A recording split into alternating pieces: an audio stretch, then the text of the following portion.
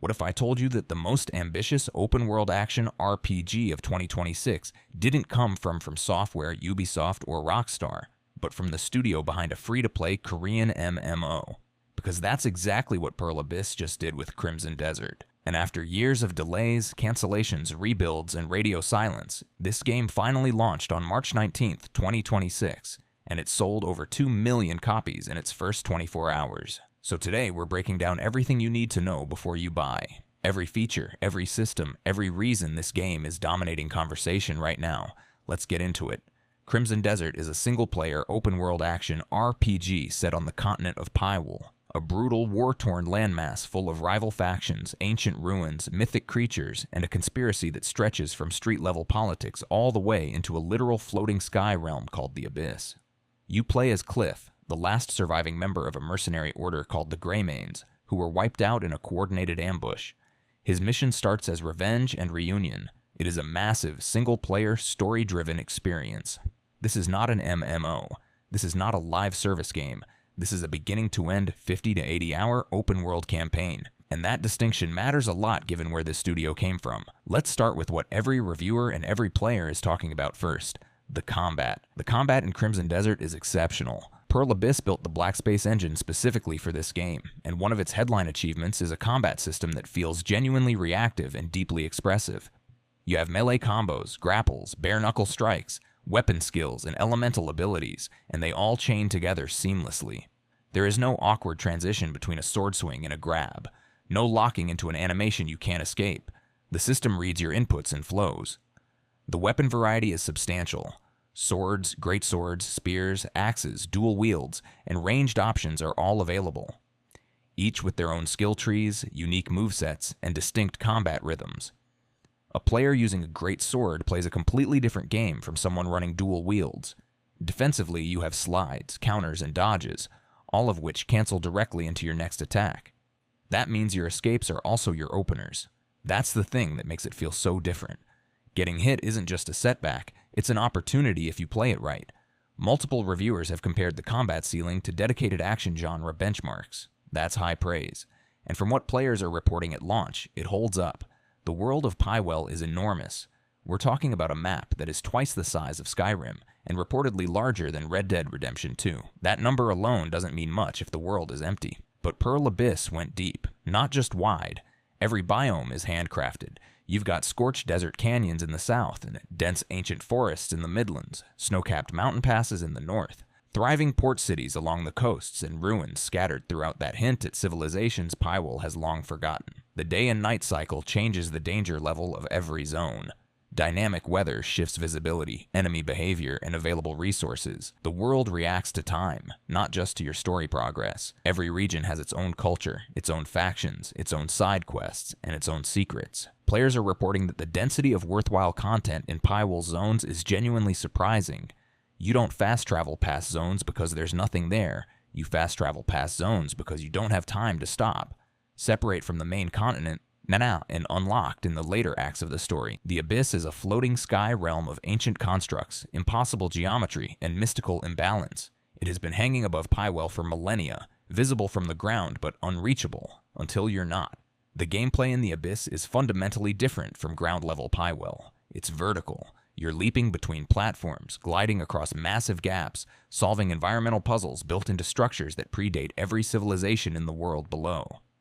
It also houses the game's final act and its largest narrative revelations, so we won't go deeper on story here. But mechanically, it expands the traversal toolkit significantly and gives the late game a genuinely distinct identity from the opening hours. Crimson Desert is clearly inspired by Breath of the Wild's philosophy of freedom. If you can see it, you can reach it, climb any surface, wall run along cliff faces, glide from any height, swim across rivers, lakes, and coastal waters. There are no invisible walls blocking you from interesting terrain. The game rewards curiosity with shortcuts, hidden areas, lore items, and occasionally terrifying enemy encounters that you were not prepared for.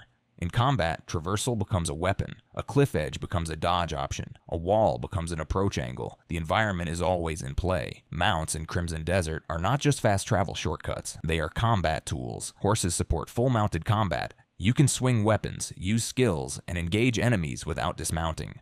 The horseback combat system is its own thing with its own rhythm, and it changes how you approach encounters in open terrain. Beyond horses, you can ride dragons and pilot mechs. Yes, mechs. These are specific unlocks that give you access to dramatically different movement and combat options in the zones they're available in. On top of that, the world is full of mythic creatures. Sea serpents, winged colossi, creatures the game doesn't name because nobody alive has seen them before. Some are hunts, some are tameable, some are encounters that you should probably run from the first time you meet them. The boss design in Crimson Desert is a major talking point. Pearl Abyss has crafted dozens of unique boss encounters across the game. And these are not generic arena fights with a big health bar.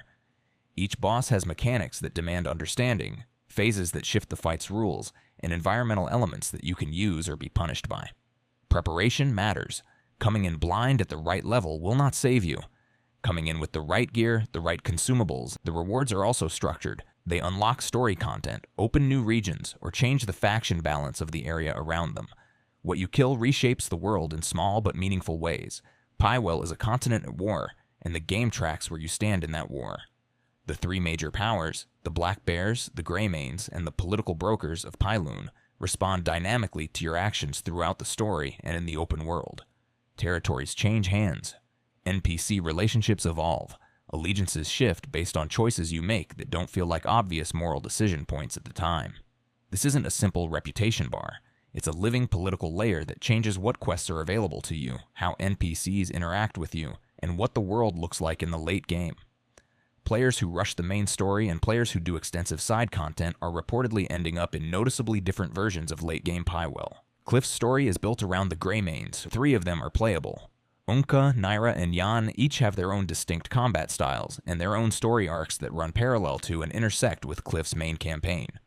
Switching to a companion character isn't just a gameplay option, it unlocks story content that you will miss if you only play as Cliff.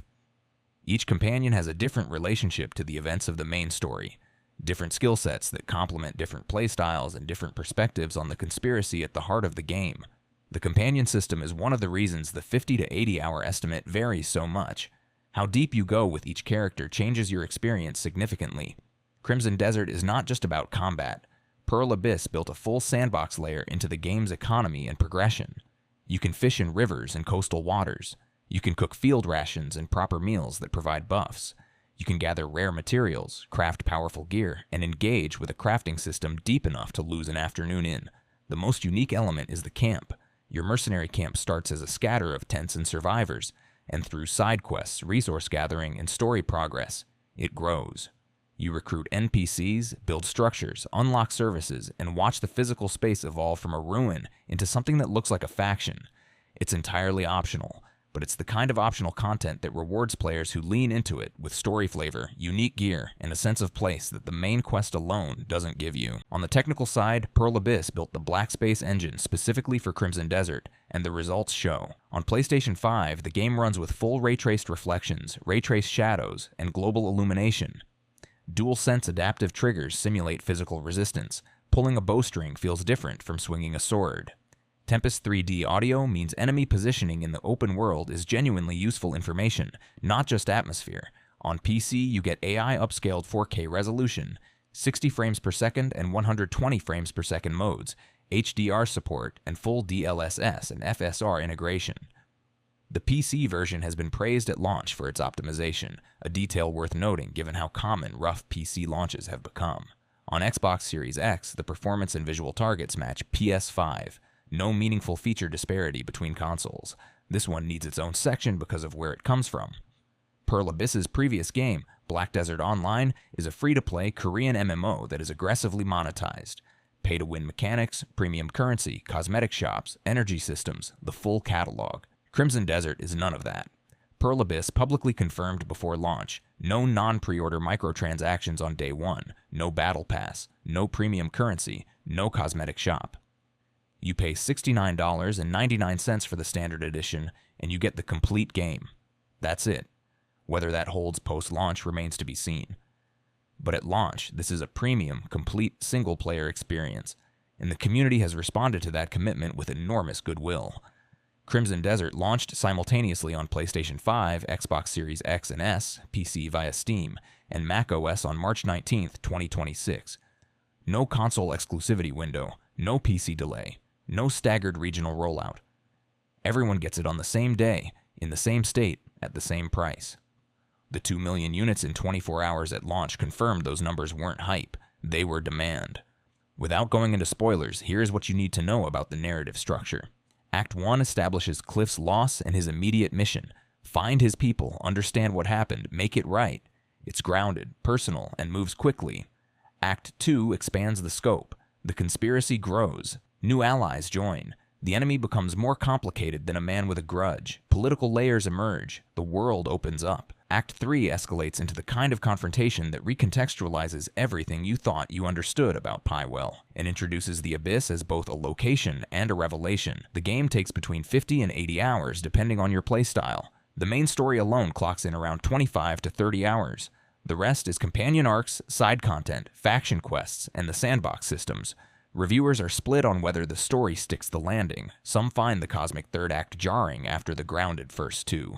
But the general consensus is that the narrative is stronger than expected from a studio whose previous work was an MMO with no fixed story. So, is Crimson Desert worth your time and money in 2026? If you want deep, expressive combat in a massive open world with a genuine story, real companion characters, no microtransactions at launch, and the freedom to play it your way, yes, absolutely yes. If you go in expecting a tight, linear narrative experience or a Souls-style challenge curve, temper those expectations. This is a sandbox first and a story second, and the best moments come when you stop rushing toward the next objective and just live in Pywel for a while. 2 million copies in 24 hours doesn't happen by accident. Pearl Abyss spent years getting this right, and from where we're standing, it shows. Crimson Desert is out now on PS5, Xbox Series X and S, PC, and macOS. Drop a comment below if you've already played it and let me know what feature surprised you most. And if this helped, subscribe. More breakdowns like this every week. See you in Pywel. Don't forget to like and subscribe and leave a comment.